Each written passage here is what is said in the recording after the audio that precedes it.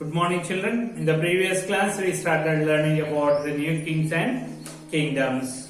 In that, we learned the emergence of new dynasties, what is Prashasti, and what are the things they mention in the Prashasti. So, Prashasti of Nagabhatta, all these things we learned in the previous class. Today, we will see about the administration in the kingdoms. So, if you would observe the kings, many of these new kings, they adopted high sounding titles. So, if you could watch the Telugu old movies, while the king is entering into the court, the person who is at the gate, so he comes into the court and he announces the arrival of the king into the court. Yes, how he announces Maharajadiraja Rajamartanda Tribhuvana Chakravarti Venchesunaro Hoy. Is it? Like that they announce. Is it? So it means Maharajadiraja, Tribhuvana Chakravarti. All these are the high sounding titles. Is it? So, however, in spite of such claims, these new kings, they share their power with the Samantas as well as with the associations of the peasants, traders and Brahmins. Okay, children. So, to continue their administration, they need the resources. They need the financial resources. So, where do they collect these financial resources from? So, in each of these kingdoms, resources were obtained from the producers. Producers like peasants, cattle keepers and traders. So from them they used to collect these financial resources.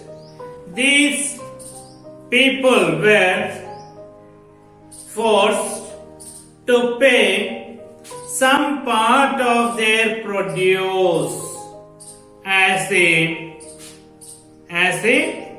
rent. Why it was called as a rent? Because the entire land of the kingdom belonged to the king. So that was the reason whatever the part paid by the traders, peasants or the artisans was called as a rent, and revenue was collected from the traders. Like this, from the different sections of the people, they used to collect a part of their produce. So how was that collection was used? The resources were used to finance the king's establishment. Okay, first thing, the resources were used for the king's establishment. The next one, this also used for the construction of temples and forts. So these resources were used to finance the king's establishment as well as for the construction of temples and the forts.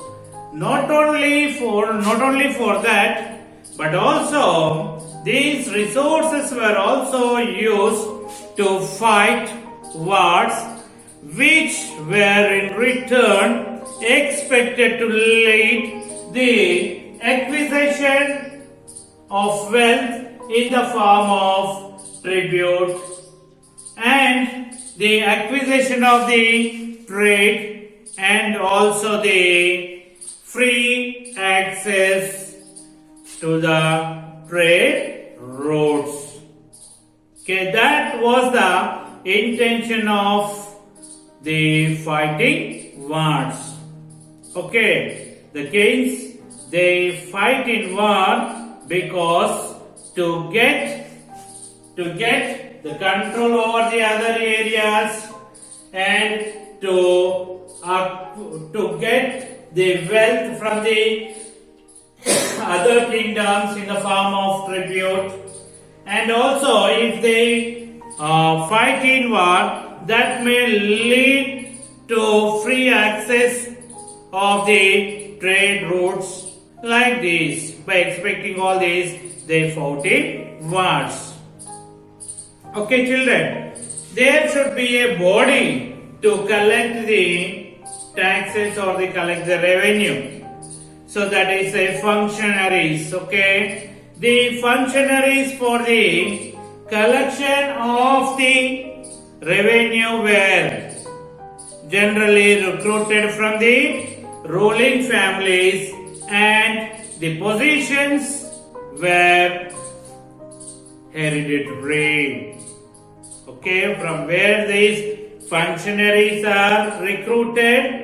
The functionaries are recruited from the kings or ruling family. The functionaries for collecting the revenue was recruited from the ruling family, and positions were hereditary. So this was true about army as well. In many cases, close relatives of the king held these positions. Okay, like this, the administration of the new kingdoms. Okay, children, now we see about the warfares. Why did these kings say fight in wars? To get the control over the other areas or to plunder the wealth of the other kingdoms. Okay, so for this they used to fight in wars. So you would notice that each of the ruling dynasty was based in a special region, and sometimes these kings, they try to get control over the other areas. One particular pride city, the Kannauj, which is in the Ganges Valley or the Ganga Valley. For this Kannauj, the three kings of three dynasties, they fought for long period. So who are that? The Gurjara, Pratihara, Rashtrakutas and Pala dynasties. These kings of these three dynasties, they fight in war to get control over the Kannauj, which is in the Ganges Valley.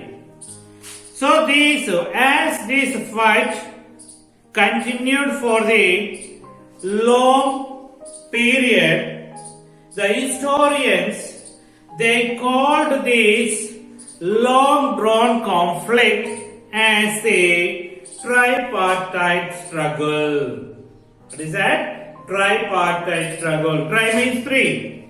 So which are the three dynasties they fought in war? So Gurjara Pratihara, Rashtrakuta and Pala dynasties. So that was the reason this long drawn conflict was called as a tripartite struggle as the historians. So the historians they called it as a tripartite struggle. Okay. Next we see the Muhammad Ghazni. So who was he? From where did he ride? Sultan Muhammad of Ghazni. So he belonged to the Afghanistan and he ruled from 997 Common Era to 1030 Common Era. Okay, Sultan Muhammad. He was from Ghazni of Afghanistan.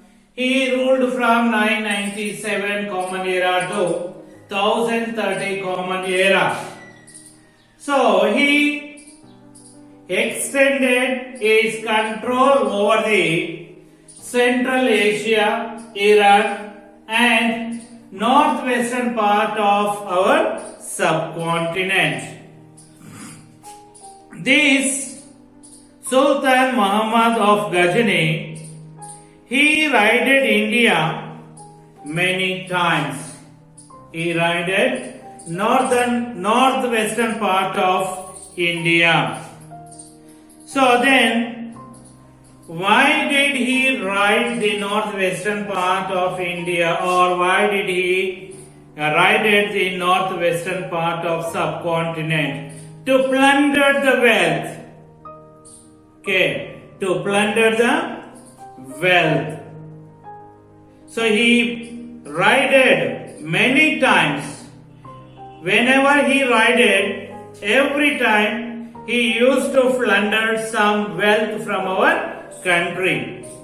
He destroyed the temples.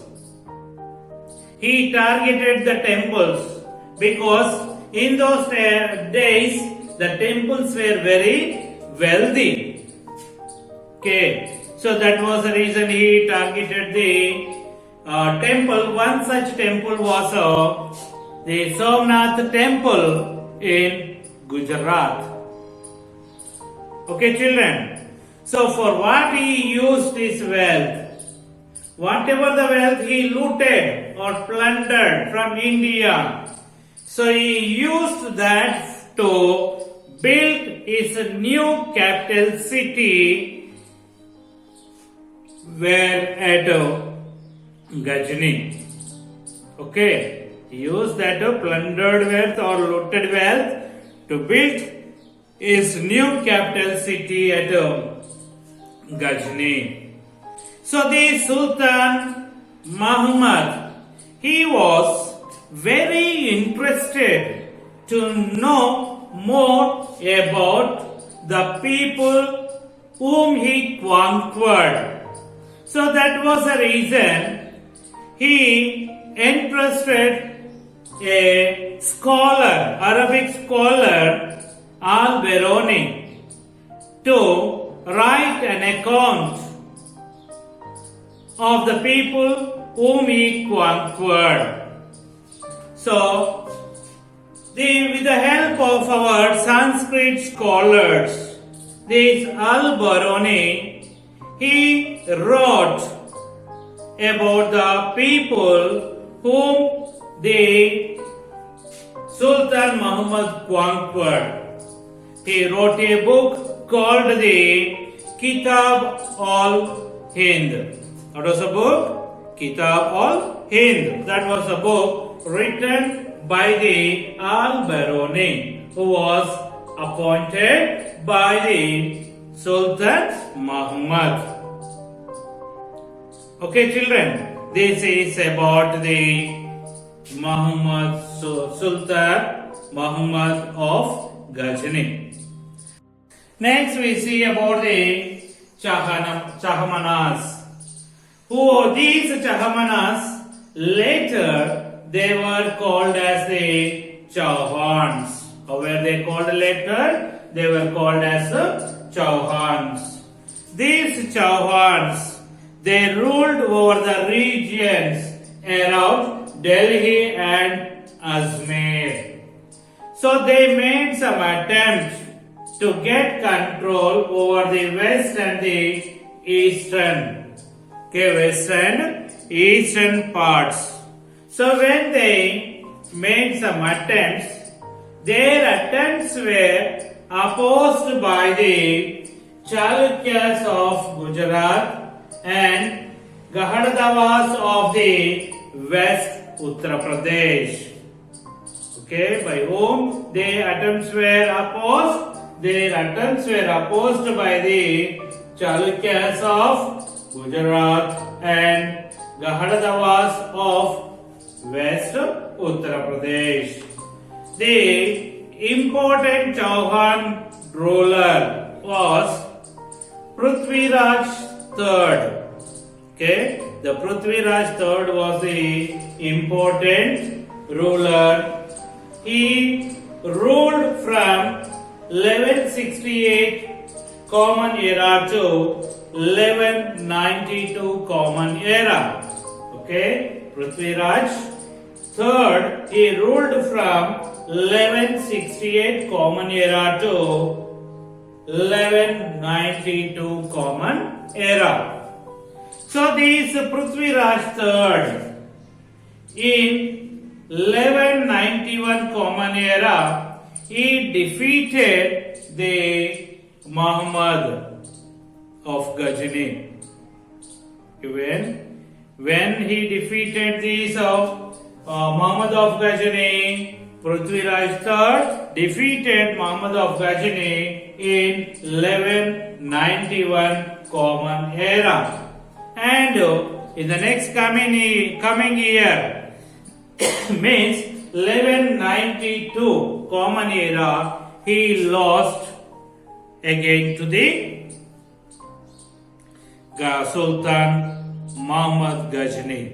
Okay, 1191 he defeated the Muhammad Ghazni, but he lost the same to the Muhammad Ghazni in 1192 Common Era. Okay, children, I hope you understood up to here. So next class we'll see the second part from this lesson. Okay, children, until then, have a nice day. Bye bye.